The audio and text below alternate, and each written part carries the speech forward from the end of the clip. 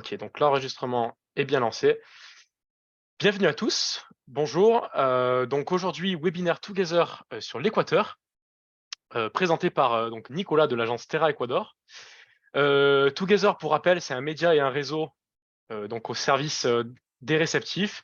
Notamment, on travaille pour les agences réceptives pour faire leur communication et au niveau des agences de voyage. On est un réseau d'agences réceptives, donc indépendant et fier de l'être. Aujourd'hui, donc avec nous, Nicolas. Nicolas, je t'en prie, je te laisse parler de la destination Équateur et je souhaite à tous un très bon webinaire. Merci beaucoup, Damien. Bonjour à toutes, bonjour à tous. Bienvenue en Équateur, bienvenue à Quito. Je suis Nicolas Goronflot, je suis le gérant de l'agence Terra Ecuador. En préambule, bienvenue en Équateur, un petit pays en Amérique du Sud, lové entre les Andes, l'Amazonie, la côte Pacifique, entre le Pérou et la Colombie. Terra Ecuador est une agence réceptive fondée en 2010. Ça fait 13 ans qu'on est installé ici, qu'on opère. On opère des voyages sur mesure, qualitatifs et personnalisés le plus possible pour nos voyageurs, en B2B, en B2C, en B2B2C. Ça fait 10 ans que moi je vis ici, je suis tombé amoureux de ce pays, je me suis installé, ma fille est née, donc je suis profondément attaché à la diversité culturelle, naturelle de cette destination. Et donc en fait aujourd'hui, dans le cadre de ce webinaire Together, auquel je vous souhaite la bienvenue, on voudrait un petit peu focaliser sur les différentes expériences originales et qui sont propices à une forme de voyage autrement, avec des expériences qu'on veut et qu'on a construites à la fois insolites et à la fois authentiques pour promouvoir une autre façon de voyager. Et donc, du coup, je vous embarque dans ce petit pays qui étudie avec recel une grande densité. L'Équateur était vraiment un condensé de l'Amérique du Sud.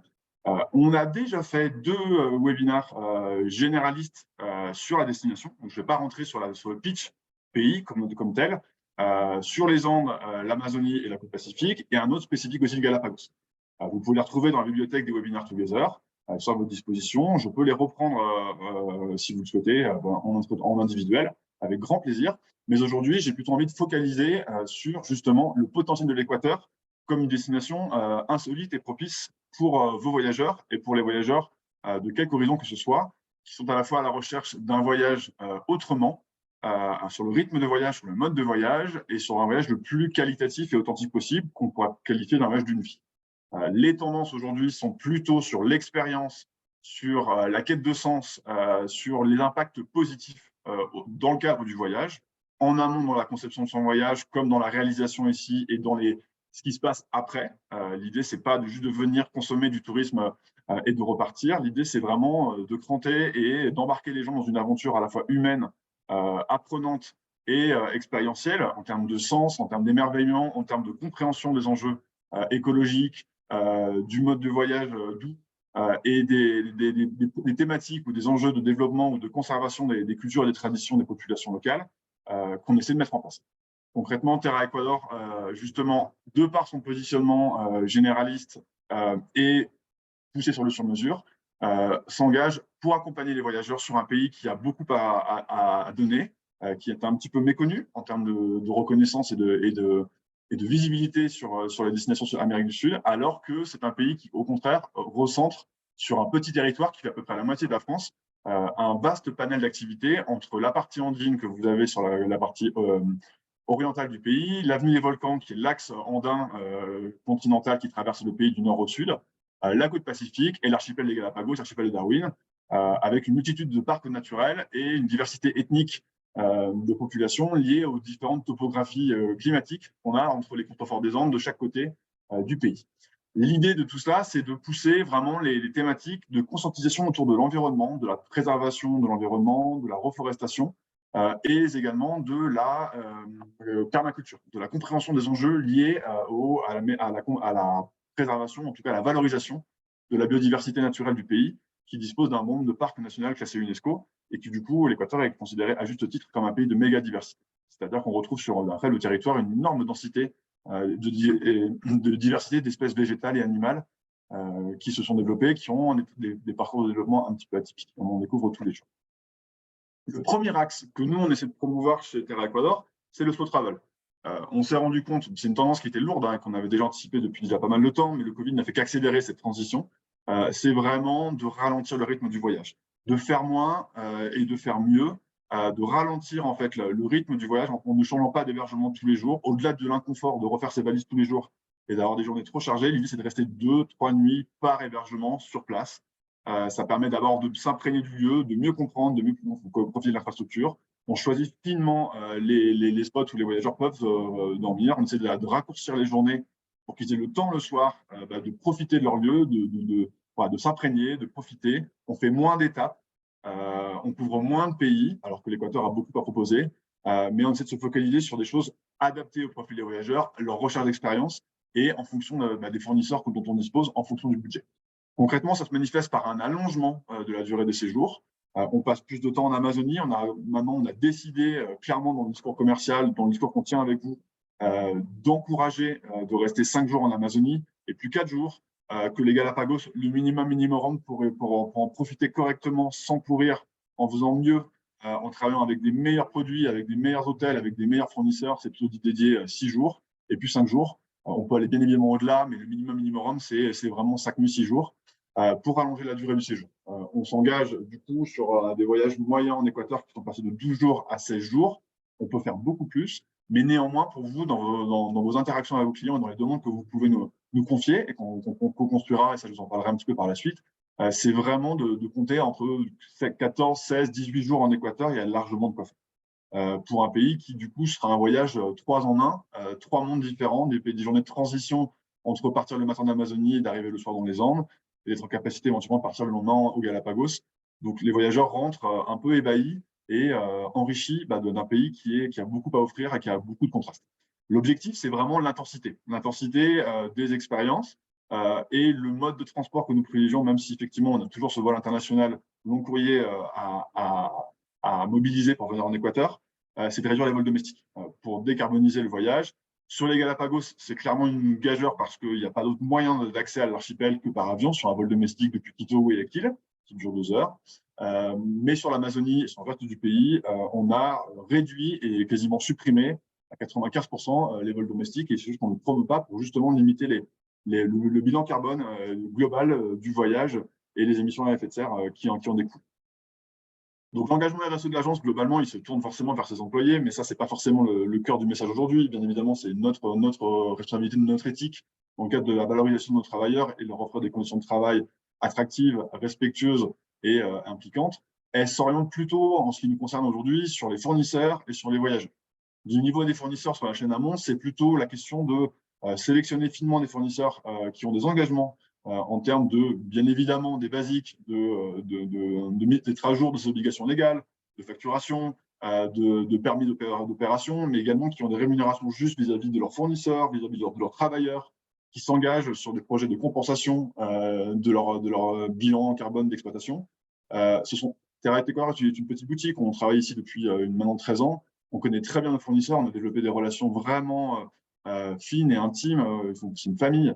Et donc, à ce titre, on a cette facilité d'accès pour à la fois garantir qu'ils sont engagés avec nous et qu'on travaille ensemble et qu'on est dans une logique de gagnant-gagnant. C'est-à-dire qu'on ne cherche pas à croître. L'idée, c'est de payer le prix juste. On assume clairement un positionnement prix un petit peu supérieur à la concurrence, mais ce n'est pas dans une logique d'augmenter notre marge, c'est plutôt de rémunérer au juste prix la valeur du travail des fournisseurs avec lesquels on travaille, de nos guides, de nos transporteurs, des communautés avec lesquelles on propose des activités et qui, à ce titre, du coup, permet d'avoir un cercle vertueux et des impacts positifs.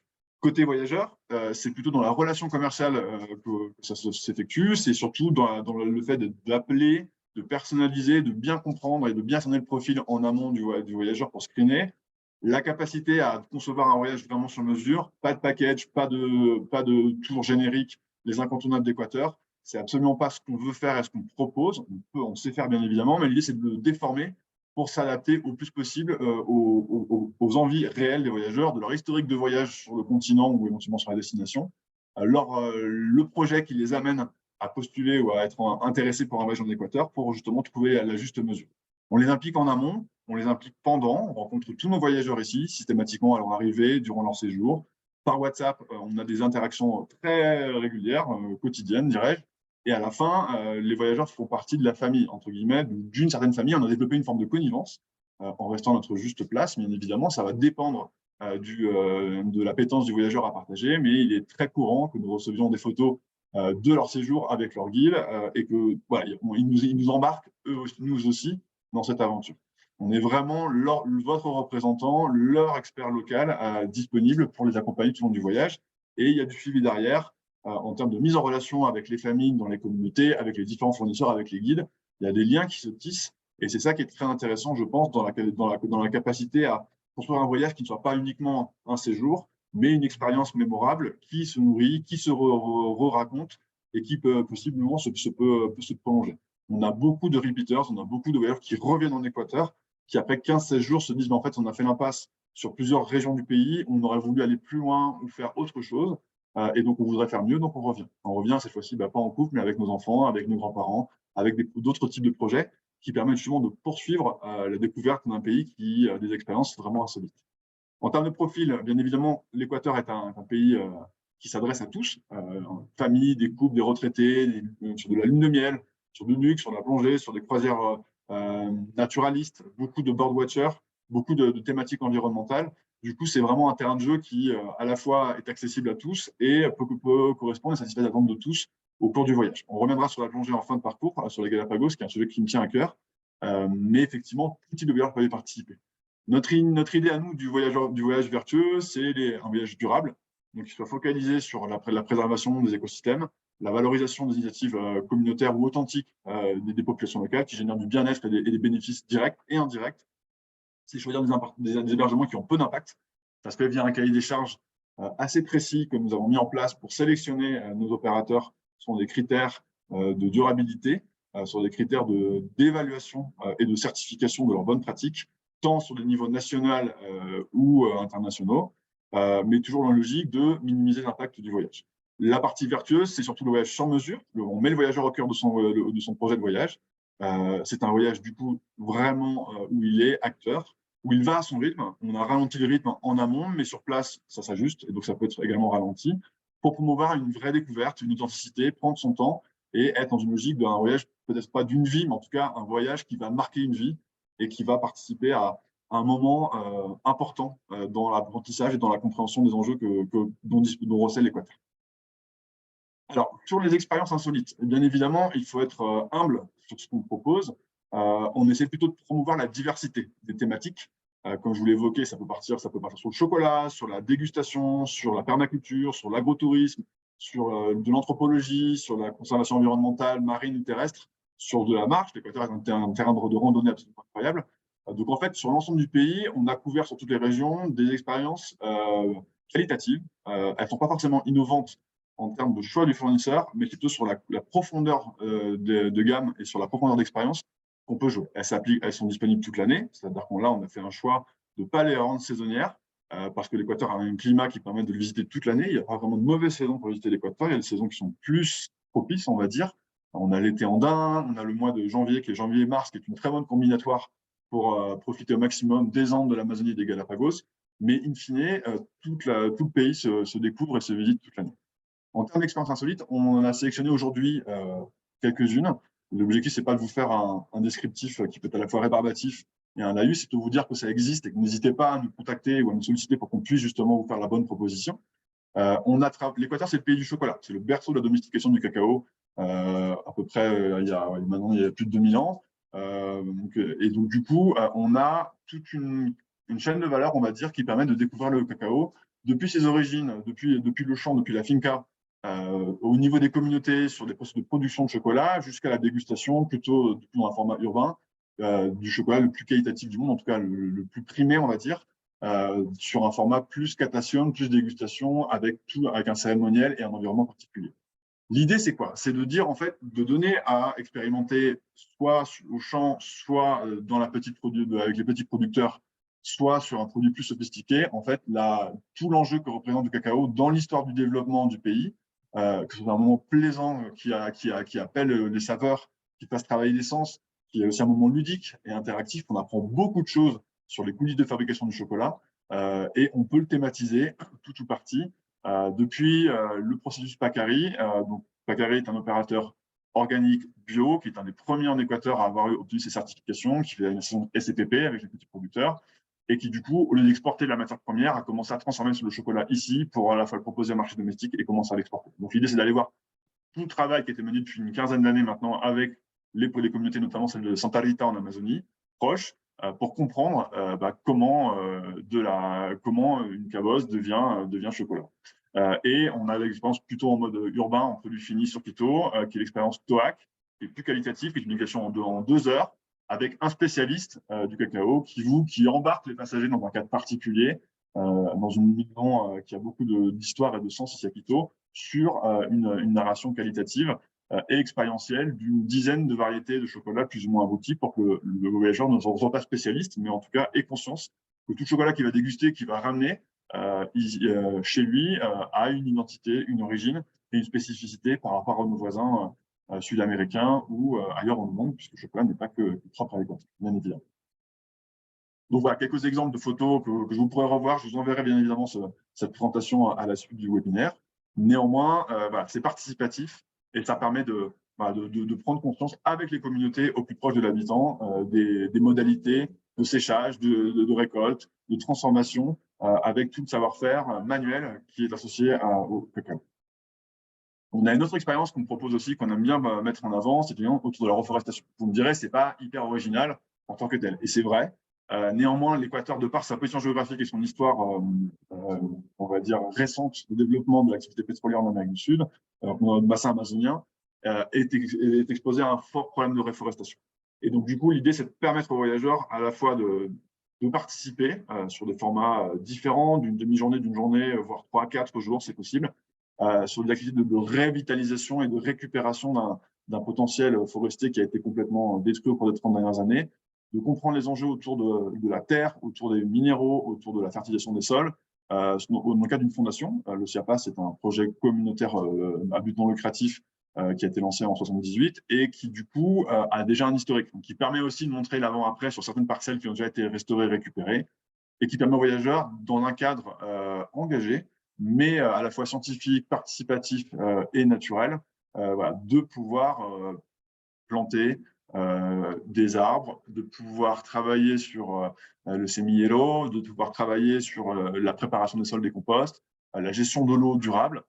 Ça a des impacts positifs pour eux, pour les communautés locales en créant de l'emploi, ça permet d'appuyer la compensation écologique et ça en fait des acteurs de leur voyage. Et bien évidemment ensuite, le reste du voyage en Équateur, en Amérique du Sud, se fait sous un autre regard et on espère pouvoir participer justement à cette prise de conscience de la préservation du couvert végétal de la forêt primaire en Équateur, qui est abîmé. C'est une expérience qui est à 4h30 de Quito, donc qui peut tout à fait s'intégrer dans le voyage, soit en redescendant de Bagnos, soit en redescendant de Papayacta, soit en Amazonie profonde, qui donc est un point d'entrée pour préparer la suite du voyage. C'est ça, comme ça qu'on le positionne, comme un espèce de sas de conscientisation et d'apprentissage pour aller ensuite au cœur des parcs nationaux et des réserves.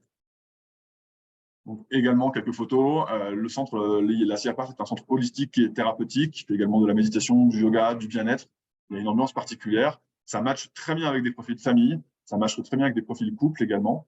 Et à ce titre, du coup, on est sur un produit qui est un peu confidentiel avec Gabriela, qui est la fondatrice, qui est une militante écologiste emblématique, qui transmet, qui porte. Et avec le guide ou en direct, on a une vraie capacité à interagir et promouvoir ce type de tourisme respectable et engagé. L'autre pilier, on va dire, de la démarche, c'est également le tourisme communautaire. Alors, bien évidemment, les deux produits que je vous présente, San Clemente et Kaosami, sont des produits qui sont déjà connus. On n'est pas les seuls à les proposer. Nous, on a plutôt essayé de réduire, d'abord, on a une relation particulière avec chacun de ces deux opérateurs, historiques et personnels. Et par ailleurs, on a essayé de travailler avec eux sur l'intensification de la proposition de valeur et d'expérience.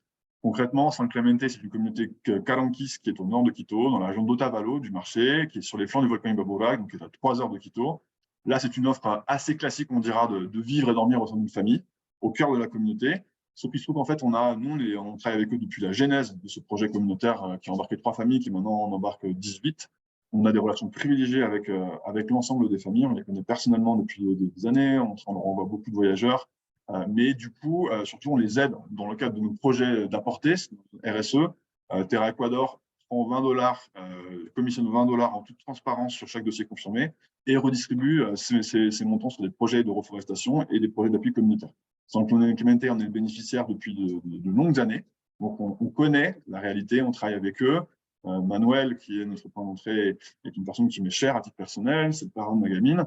mais surtout, c'est une porte d'entrée pour les voyageurs dans un hébergement qui est à la fois simple mais hyper confortable, dans une espèce de bulle hors du temps, d'avoir la capacité à participer au projet communautaire.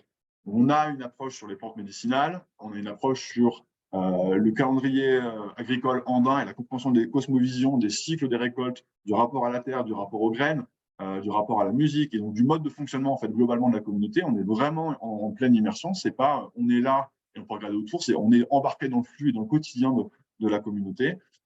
Et c'est quelque chose qui nous tient à cœur. On a d'autres activités plus poussées autour des offrandes à la Pachamama, autour de la décodification des rêves, autour de toute la médecine traditionnelle, cette partie haute des Andes, qu'on peut également pousser, qu'on adapte par rapport au niveau d'intérêt des voyageurs ou du temps dont ils disposent et également des recommandations que vous pouvez nous suggérer. Et ça, c'est en prenant le temps sur place que justement peuvent se tisser ces liens. Ça marche vraiment bien avec un profil de famille, avec les enfants, parce que du coup, la barrière de langue saute entre le quichua, l'espagnol et le français, et permet à nos voyageurs de faire une bulle, une immersion hors du temps, et du coup aussi de comprendre un peu plus finement les problématiques agricoles autour du bien manger, autour de la gestion de l'eau, autour des semences et de la conservation du patrimoine génétique des graines équatoriennes, des pommes de terre, de la quinoa, etc. Et selon la saison, il se passe toujours quelque chose. Et donc ça, c'est quelque chose qui fonctionne et qui fait sens. Dans le même registre, on propose quelque chose qui est plus orienté sur l'alimentaire, le Kaosami, avec une famille traditionnelle, Kayambis, pardon, cette fois-ci, dans la région d'Otavalo, près de Cotacachi. Là, c'est plutôt une expérience de préparation d'un plat traditionnel où on passe une demi-journée, voire une journée complète chez l'habitant. On va dans le potager, on a le droit à tout un circuit de compréhension des plantes natives, des plantes aromatiques. On va récolter ces produits, on les prépare ensemble chez l'habitant, dans la cuisine, dans la maison traditionnelle, avec toute la famille autour, avec un niveau de confort quand même et d'équipement de cuisine assez poussé, mais avec un four traditionnel au feu à bois, etc. En gros, c'est une introduction à un repas traditionnel classique, sur des produits organiques. Et l'idée, c'est à travers tous ces échanges et toutes ces interactions où le voyageur est acteur, de pouvoir préparer ce repas en étant conscient justement du patrimoine alimentaire, en étant spontané, en passant un bon moment. Et c'est juste qui participe à un voyage qu'on veut vivant et pas folklorique. Tous ces moments-là ne sont pas dans le cadre d'un déguisement ou d'une approche qui peut être dérangeante pour les voyageurs. Vraiment, ça se fait de façon très sincère et spontanée. Bien évidemment, ces communautés travaillent depuis longtemps avec le tourisme. Ça fait déjà maintenant une quinzaine d'années pour s'implémenter. Kaosami, ça veut dire bien. Suma Kaosai, le bien-être, bien vivre. Donc là, ce sont des gens qui sont habitués à travailler avec nous, avec qui on a un rapport particulier, qui ont vraiment une approche très personnalisée et affectueuse avec nos voyageurs. Et c'est ça qu'il faut prendre en compte sur ce type d'expérience qui ne rentre pas en conflit avec un niveau de confort bien plus élevé, bien évidemment. C'est vraiment sur la capacité à ouvrir une fenêtre et de se projeter dans la réalité, dans les nuances culturelles et du patrimoine culturel et de la cosmovision andine qu'il y a ici en Équateur. Voilà un petit peu ce que je voulais vous dire, moi, sur les modalités d'expérience insolite en Équateur. On en a beaucoup d'autres, bien évidemment. Il ne s'agit pas, moi, de vous les décrire toutes spécifiquement. On peut en discuter lors d'échanges privés. L'idée, pour moi, c'est vraiment de vous donner la connaissance que ça existe et qu'on sait le faire et qu'on est particulièrement légitime pour le pousser. Bien évidemment, on connaît tous nos opérateurs personnellement et on les a tous testés puisqu'on les a co-construites avec eux. C'est également pas une décision de l'agence de monter une expérience, c'est plutôt un travail d'aller-retour, de co-construction aussi avec le fournisseur, de qu'est-ce qu'on pourrait faire, qu'est-ce qu'on pourrait proposer. L'idée, c'est d'avancer, d'apprendre ensemble. On n'est pas une logique de croissance, on est une logique de progression, de mieux faire dans une logique juste et de réciprocité circulaire. Il y a une autre expérience que je voulais vous mentionner aujourd'hui aussi, c'est la partie plongée aux Galapagos. On ne va pas revenir sur le potentiel incroyable de l'archipel des Galapagos en termes de vitrine et du laboratoire de l'évolution naturelle, du santé de développement des espèces et de la biodiversité marine. C'est un archipel volcanique, c'est une zone UNESCO qui est classée, 87% de l'archipel est un parc national, donc sujet à une préservation et sur des travaux d'investigation encore en cours et permanents pour découvrir de nouvelles espèces à chaque sortie scientifique. Mais l'idée, c'est de préserver cet écosystème qui est fragile. Bien évidemment, les Galapagos se visitent sous forme de croisière ou d'island hopping. On y va surtout pour les espèces emblématiques, native et endémique de l'archipel. Mais il y a aussi une autre facette de l'archipel qui est malheureusement pas assez connue, mais qu'on voit émerger de plus en plus, c'est la richesse de la biodiversité subaquatique, sous-marine. Les Galapagos ont fait parler d'eux récemment en augmentant, en triplant la taille du parc national et de la biosphère marine réservée, où la pêche est interdite. On est sur un hub de mégadiversité également subaquatique. On est à la confluence de 3 courants marins, le courant de Humboldt, le courant de Cromwell et le courant du Panama Pacifique qui amènent des eaux chaudes, des eaux froides et des eaux riches en plancton. Et donc, en fait, ça conflue sur une zone où, en fait, on a une densité et une diversité alimentaire qui attire des espèces à la fois migrantes et des espèces résidentes pour un espèce de bouillon de diversité pélagique qui est sans commune mesure. Les Galapagos font sans doute partie des quelques hubs ou mecs de plongée mondiale. Je suis prof de plongée, j'ai beaucoup plongé aux 4 coins du monde et en tant que dive master, pour moi, c'est important aussi de proposer, de permettre à nos voyageurs de découvrir la plongée Galapagos dans un cadre à la fois safe. Et c'est pour ça qu'aujourd'hui, on s'est dit que ce serait intéressant de vous donner aussi ces informations-là pour que vous puissiez justement le proposer à vos voyageurs. Parce qu'aller au Galapagos, c'est également un rêve d'une vie. Descendre au Galapagos, en est quasiment un motif pour venir en Équateur tout court et pas forcément attaquer la partie continentale. Et quand on est au Galapagos, on est bien évidemment capable de faire du snorkeling, du palmas et tuba, de voir déjà beaucoup de choses en surface, mais l'envie de faire un baptême ou l'envie de plonger est bien prégnante. Et c'est pour ça que justement, on a souvent ce type de demande. Et donc voilà, vous expliquer un petit peu comment ça marche au Galapagos. On peut y plonger toute l'année. Comme je vous l'expliquais, l'Équateur est un pays qui vraiment est opérable toute l'année. Il n'y a pas vraiment de saison. Sur les Galapagos, on a 2 saisons, on va dire, en tout cas 2 périodes un peu clés ou un peu marquées. Janvier-mai, qui est la période où l'eau est plus chaude, on a une mer plus calme. On a du coup beaucoup de courants de Cromwell, on est plus sur de la profondeur, qui est une période qui me plaît beaucoup. On a la période un peu plus mer plus agitée, mais avec un peu moins de visibilité, mais plus de gros pélagiques par contre, qui est la période de juin à décembre. Où là, la température de l'eau va un petit peu baisser, on aura un peu plus de thermocline et le courant froid de Humboldt qui arrive des côtes chiliennes, péruviennes et l'Antarctique remonte et donc du coup rafraîchit un petit peu les différentes couches de plongée. Néanmoins, dans tous les cas, chaque moment de l'année permet une plongée absolument incroyable en termes de densité et de diversité des espèces sur lesquelles je reviendrai un petit peu. On peut plonger toute l'année au Galapagos. Moi, j'ai une période préférée qui est plutôt de novembre à février, mais néanmoins, ça ne pose pas de questions sur la saisonnalité pour vos voyages. Les modalités sont assez simples. On recommande d'avoir un minimum 20 plongées pour des plongées classiques, 50 plongées pour les spots les plus difficiles, que sont les croisières plongées sur un liveaboard ou le spot de Gordon Rocks, qui est un cratère immergé à 35 mètres. Ce n'est pas forcément un nombre de plongées qu'il faut loguer, c'est plutôt une expérience en mer pour être familiarisé avec son matériel, gérer sa buoyancy, sa flottabilité, pour que les plongeurs profitent au maximum de leur expérience. Les centres de plongée avec lesquels on travaille sont des centres PADI qualifiés, on les évalue régulièrement. Je suis très attentif aux questions de la maintenance du matériel, des compresseurs, de l'entretien, le niveau de certification des instructeurs ou des dive masters. À ce titre, du coup, les plongées Galapagos sont quand même essentiellement des plongées en pleine mer. On est sur un archipel volcanique, donc du coup, qui est sorti de l'eau sur un point chaud au niveau de la ligne équinoxiale, entre les 2 hémisphères. Donc, on est de nouveau sur l'équateur au Galapagos, et c'est essentiellement des plongées dérivantes. Donc, la mise à l'eau requiert de pouvoir descendre assez vite, et donc avoir des voyageurs qui sont un petit peu familiarisés. On a quelques spots pour des baptêmes, ça se prête également, mais néanmoins, l'objectif, c'est vraiment qu'ils soient à l'aise pour pouvoir profiter au maximum de son sortie plongée. On a 2 formules, basiquement, pour appréhender la richesse sous-marine des Galapagos. C'est soit la croisière.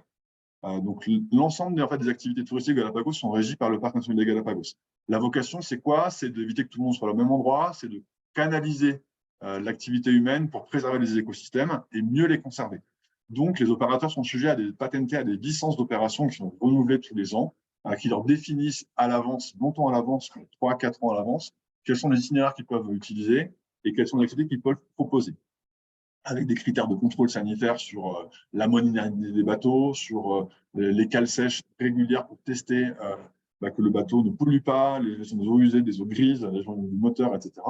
Donc, du coup, chaque opérateur a un cahier assez fixe, ce qui fait qu'en fait, tout est figé à l'avance. Et donc, on a 2 options, soit la croisière sur un itinéraire qui est défini. L'intérêt de la croisière, au-delà de l'expérience de dormir à bord, d'être dans une communauté que de plongeurs, ce sont des croisières uniquement plongées. Il n'y a pas de mélange naturaliste et plongée. Donc, à bord, on ne trouve que des plongeurs. Ce sont des bateaux de 8 cabines, 16 plongeurs, 16 personnes maximum. Il y a 9 bateaux qui sont accrédités. On travaille plutôt avec, on va dire, un portefeuille de 4. On les connaît mieux. Ce sont des croisières de 8 jours sur un itinéraire qui est déjà fixe, mais qui permettent d'aller rejoindre les spots mythiques de Darwin et Wolf et la partie orientale, occidentale de l'archipel, donc autour de l'île d'Isabella, sur forme d'hippocampe, au long du canal de Bolivar, et d'aller rallier les spots mythiques. Pourquoi en croisière? Parce qu'en fait, les temps de navigation sont suffisamment longs qu'on ne peut pas les faire en sortie journée. Donc, c'est le seul cadre pour pouvoir aller accéder à ces spots requin-marteau et assez emblématiques qu'on connaît tous dans les revues spécialisées et qui est vraiment la mecque des plongeurs. En termes de coût, bien évidemment, ça a un impact. On est plutôt sur un coût journalier aux alentours de 800 $ par jour et par personne, matériel inclus. L'autre option qui est beaucoup plus accessible et qu'on arrive bien à intégrer dans les voyages famille, c'est la sortie plongée à la journée. Il y a 2 îles, donc 3 îles sont visitables sur l'archipel. San Cristobal à l'est, Santa Cruz au centre et Isabella à l'ouest. On travaille essentiellement sur Santa Cruz et sur San Cristobal, qui sont plus faciles d'accès et qui ont des centres de meilleure qualité accrédités. Donc là, on peut sortir plonger à la journée. C'est une immersion c'est une journée avec 2 immersions, 2 tanks. Départ à 7 h, retour vers 16h30. 7 h selon les conditions de mer et le temps de navigation. Mais on peut plonger à la carte. Et donc, c'est possible qu'un ou 2 membres de la famille plongent pendant qu'un autre reste à terre pour une journée calme ou à la plage ou autre, ou que lui fasse une activité tierce de sortie à la journée naturaliste sur un îlot inhabité. L'objectif, c'est justement de pouvoir s'adapter tout en permettant à chacun de passer un bon moment et de se retrouver au port le soir pour raconter un peu ses expériences, partager ses souvenirs autour d'une mangouste ou d'un produit, un fruit de mer qui est traditionnel pêché dans le parc par les quelques pêcheurs autorisés. L'intérêt de cette sortie plongée à la journée, c'est qu'elle est moins chère. On est plutôt dans l'entour de 350 à 400 $ par jour pour 2 immersions. Donc, c'est cher par rapport à d'autres spots, d'autres régions du monde. En tant que professionnel, vous le savez très bien.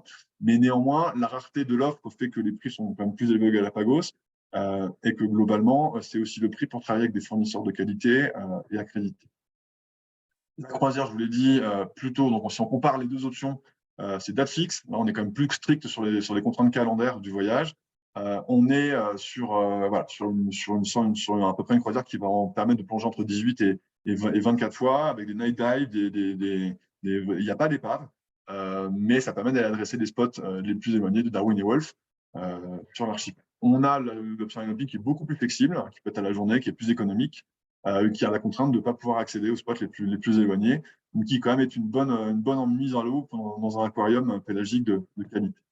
Les spots principaux que je voulais vous évoquer, donc effectivement de Darwin et Wolf qui sont au nord-ouest de l'archipel, qui sont plutôt vers le meilleur, on va dire, sur la carte, et avec une sortie tout autour du canal de Bolivar ici, donc sur la partie la plus récente de l'archipel. Ces volcans sont encore tous en activité, sur des eaux plus froides et beaucoup plus poissonneuses. En détour, on est plus sur des sorties plongées à la journée, donc du coup avec 2 immersions. On part de Santa Cruz, on embarque sur le canal d'Itabaca à Baltra et on navigue entre 45 minutes et 1 heure sur les différents spots tout autour de la partie centrale de l'archipel. Depuis San Cristobal, c'est essentiellement le spot de Kicker's Rock, qui est donc du coup un point de sucre à 45 minutes de navigation sur un wall, et on y voit énormément de requins-marteaux. Punta Pit est une option plus dérivante sur un petit slope à un montagne. Donc en fait, selon le niveau de vos voyageurs, moi je vais m'adapter avec toute l'équipe ici pour essayer de sélectionner le meilleur spot avec les meilleures chances d'observation de la faune endémique en fonction du niveau de plongée des voyageurs et leurs attentes. Mais n'hésitez pas à le proposer. En termes d'espèces endémiques de l'archipel, vous avez un petit peu ce qu'on appelle un peu nos Big Five aussi. Bien évidemment, le lion de mer, les espèces de requins à pointe blanche qui sont les requins des Galapagos, les manchots qui ont eu leur développement spécifique, le requin-baleine qu'on peut observer notamment en octobre, décembre, janvier, les iguanes marins qui sont des iguanes terrestres et marins qui naviguent, on a les hippocampes qui ne sont pas forcément propres aux équateurs mais du Pacifique, c'est plutôt des iguanes du Pacifique, et tout ce qui est pélagique autour des dorades, des thons, des raies manta, des mamba rays et tout ce qui est autour du requin. On a beaucoup de requins marteaux et c'est aussi une destination qui attire les voyageurs qui sont sur un triangle Galapagos, Malpelo en Colombie et Isla Coco. Mais depuis l'équateur, c'est vrai que c'est l'accès le plus facile. Voilà. Du coup, comment nous, on garantit la sécurité c'est évidemment, d'abord, en y allant régulièrement. C'est un petit peu ce privilège du réceptif engagé et passionné de pouvoir aller plonger très régulièrement sur l'archipel pour aller tester les fournisseurs, continuer à développer notre intimité, nos relations personnalisées pour qu'ils prennent soin de nos voyageurs lorsqu'on les leur confie. Et donc, du coup, bien tester tous les spots. On évite au maximum le vol directement après les 24 heures. On respecte les no-flight et les décos. Tout va dépendre du profil du plongée des voyageurs, surtout de l'historique en termes de deep dive et du multi-level.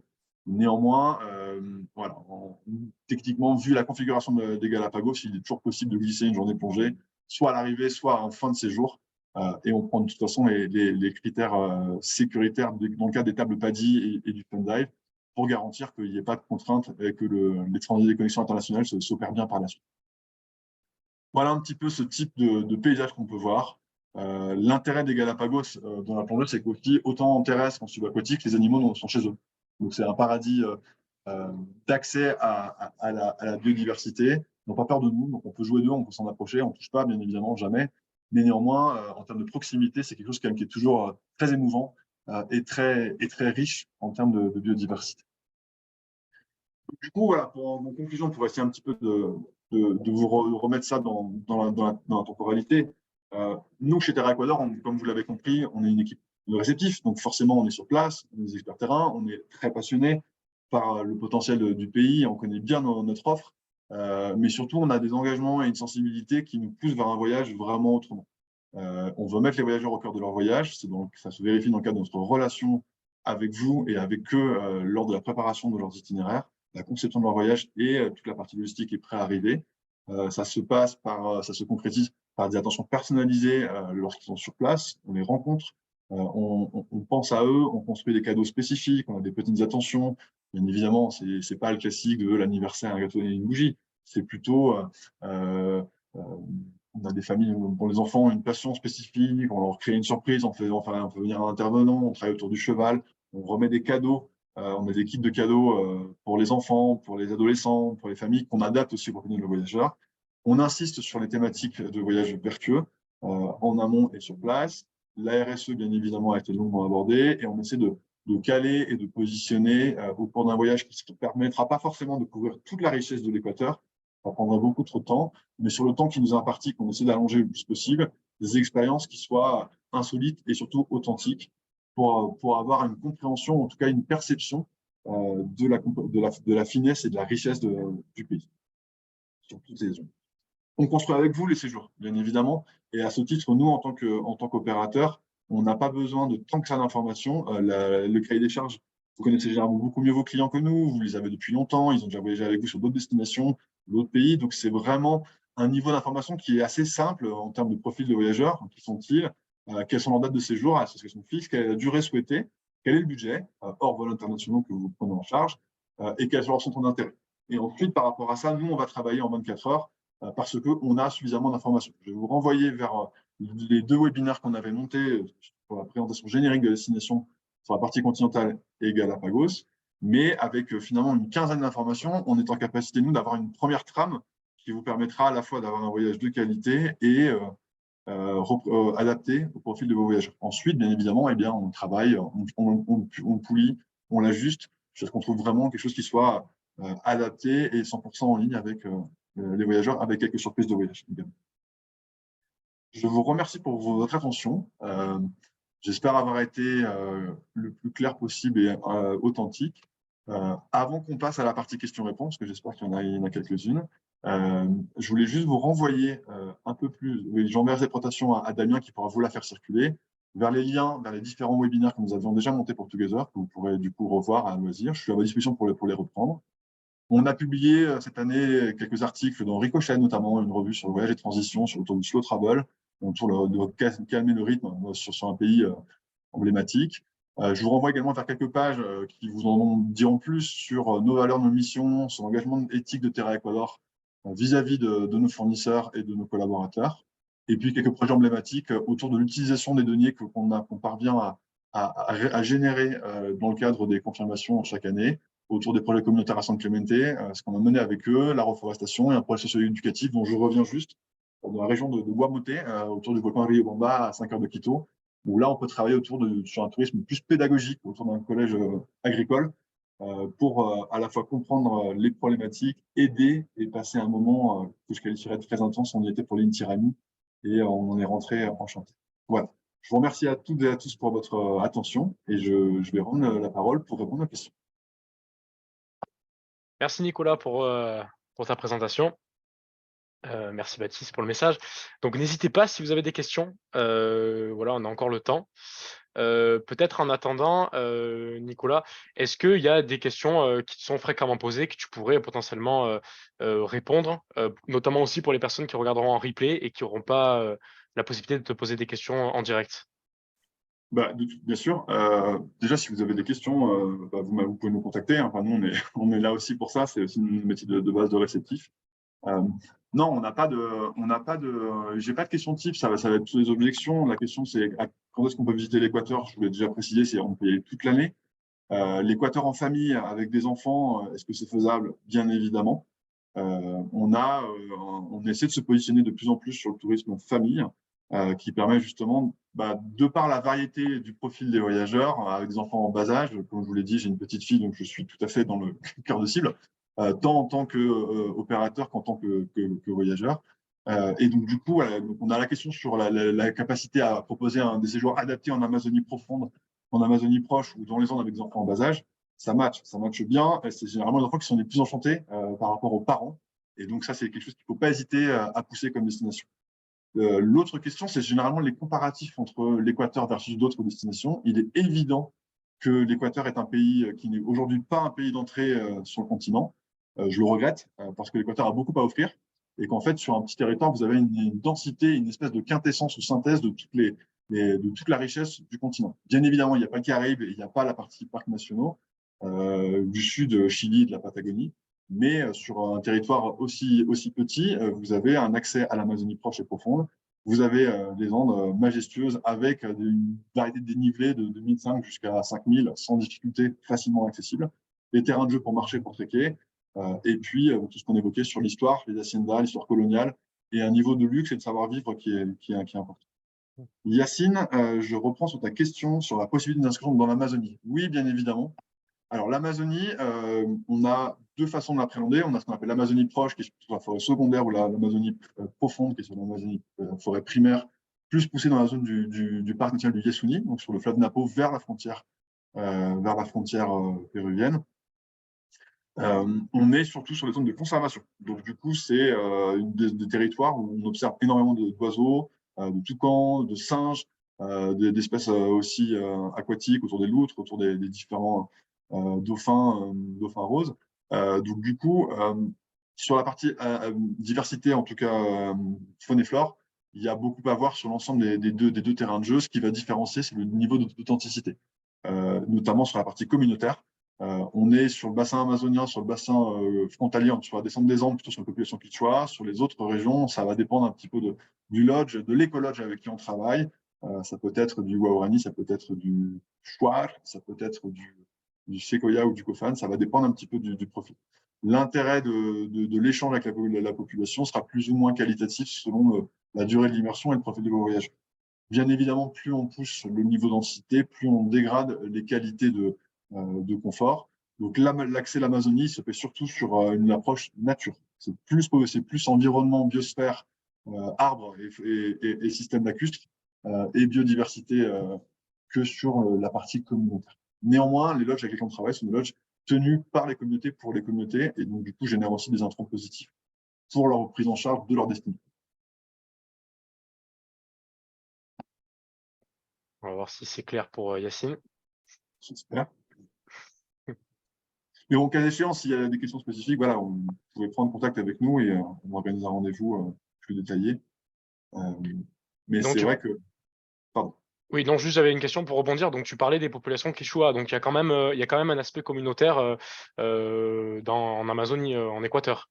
Bien sûr, bien sûr, bien sûr. On a 17 peuples natifs. L'Équateur est un État plurinational qui a justement cette diversité et parfois cette complexité entre en commun un Quichua andin, un Quichua amazonien, une personne qui vient à Manabí sur la côte pacifique autour de Puerto Lopez et une personne des Galapagos.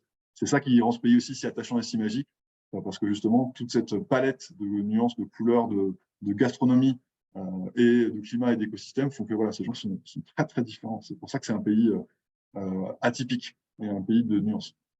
Et pour des voyageurs qui souhaiteraient vraiment être vraiment avec les locaux dans le sens où, alors, dis-moi si ma vision est un petit peu cliché, mais finalement, est-ce qu'il y a vraiment des tribus en fait en Amazonie? Est-ce qu'il y a possibilité de rencontrer des populations qui vivent encore de façon, on va dire, ouais, très simple? Ou je sais qu'il y a des fois ces besoins où on a envie aussi. Il y en a qui sont curieux, qui souhaitent des voyageurs qui doivent souhaiter pouvoir voir comment ils vivent finalement. Donc, est-ce que il y a ce type de possibilité en Bien Équateur? sûr, cette option, elle existe. Euh, il faut être honnête et transparent sur la façon dont on travaille. On n'est pas des pionniers, on n'est pas une agence d'anthropologie. Donc l'idée, c'est Mhm. quand même aussi de trouver le bon équilibre entre le confort, le niveau de service, la façon dont on travaille. On a dans le portefeuille, en tout cas, des zones qu'on travaille, différents niveaux de confort. Donc, je veux insister sur l'authenticité et pas sur le côté aventure ou exploration. Moi, ce qui m'intéresse, c'est de dire en fait que cette palette, elle existe et qu'on peut l'adapter. Bien évidemment, on a des peuples non contactés dans une partie de l'Amazonie en Équateur, mais s'ils sont non contactés, Bien enquêteur sûr. sur moi pour être le vecteur d'entrée en relation. Mais par contre, on a un certain nombre d'initiatives dans des zones du Cuyabeno, dans la zone du parc national du Yasuni, ou plus au sud, autour du Capawi, sur le Rio Pastaza, des initiatives d'écotourisme communautaire qui sont intéressantes, avec des niveaux de service qui vont de 3 à 4, 5 étoiles, qui permettent aux voyageurs d'entrer dans cet univers-là. Ce sont des formats 4 jours, 3 nuits, 5 jours, 4 nuits, une semaine. Suite à ça, on peut pousser sur l'organisation de l'expérience. Et là, justement, c'est là qu'on interagit, qu'on intervient avec vous, pour mettre l'emphase sur la cosmovision, sur la communauté, sur l'art des femmes, sur le rapport à l'alimentation, sur la céramique, sur la médecine traditionnelle, sur la pharmacopée. C'est ça qu'on peut un petit peu ajuster. Et on a quelques expériences plus poussées sur des choses plus autour de l'immersion profonde, où on y va en bateau, en marche. Et là, effectivement, c'est plus d'une vie qui ne sont pas du tout le cœur de l'offre qu'on propose à vos voyageurs, à nos voyageurs. Donc, on sait faire, si tu veux, l'intégralité du spectre, mais on se concentre essentiellement sur des choses quand même plus qualitatives en termes de confort et en termes de compréhension de la biodiversité avec des guides natifs et des guides locaux sur des projets portés par les communautés. Je ne sais pas si ça répond à ta question. Si, si, complètement. Merci. Ça sera aussi utile pour les personnes qui regarderont en replay. Ça donne plus d'éléments. C'est une destination vraiment passionnante. D'autant plus, voilà, n'hésitez pas à consulter. Je vous enverrai aussi la présentation. Vous avez les anciens webinaires et y compris tout le contenu sur l'Équateur pour vraiment approfondir davantage la découverte de cette destination. Mais je ne vous... Ah, on a une question de Yacine. Je te laisse répondre, Nicolas. Exactement. Yacine, eh ben oui, les Galapagos, donc en fait, c'est à 1200 km du continent. On n'y va que par avion. Malheureusement, il n'y a pas d'option de bateau. C'est quelque chose qu'on aimerait bien pousser, nous, dans le voyage décarboné, justement. Donc, c'est un vol qui part de Quito. On a des vols directs ou une escale technique à Guayaquil. Depuis Quito, c'est 1h50 de vol. Depuis Guayaquil, avec l'escale technique, on est plus sur 3 heures de vol. Ça se fait sur un Airbus A320 ou un Airbus A319. Il y a 3 compagnies qui desservent quotidiennement l'archipel. On a une dizaine de vols à peu près. L'intérêt, c'est que c'est des vols qui partent tôt le matin et qui permettent d'arriver du coup en milieu de matinée sur l'archipel au Galapagos. Les vols repartent l'après-midi. Il n'y a pas de vol de nuit sur l'archipel. Il y a une heure de décalage horaire entre le continent et les Galapagos. Donc là, il est 8h50 à Quito. Je crois que vous avez moins 7 heures entre l'Équateur et entre la France ou la Belgique et l'Équateur. Et les Galapagos, il est du coup 7h50. Il y a une heure de moins. Donc on a 8 heures. L'autre point que je voulais juste vous mentionner, c'est qu'on positionne souvent les Galapagos en fin de séjour parce que le retour des Galapagos se fait du coup via Guayaquil la plupart du temps. Il y a une escale technique, on va dire. Et depuis Guayaquil, on peut facilement connecter sur les vols internationaux de retour en Europe, par la KLM, via Amsterdam, via Air France sur Panama ou via Iberia. Donc, on positionne généralement les Galapagos en fin de séjour dans l'architecture de nos vols. On s'adapte, comme vous l'avez compris, on fait sur mesure, mais ça matche bien. Exactement. Exactement, Janine. Et bien, à ta disposition pour essayer de te recommander, de te permettre de repositionner ce beau pays qui nous est cher pour tout type de voyageurs, luxe, famille, en tout cas, expérience authentique et consciente. Ouais. Bon. Écoutez, je vous remercie à tous d'être venus pour ce webinaire. Merci aussi à ceux qui regarderont en replay. Merci Nicolas pour ta présentation claire. Et bien, on va avoir une trêve maintenant sur les webinaires Together, parce qu'on n'en aura plus cet été. On se retrouvera en septembre. D'ici là, je vous remercie. Merci encore d'être venu. Et je vous souhaite à tous bien, une très bonne journée. Peut-être, Nicolas, tu as un mot de fin pour nos Oui, bien participants. sûr.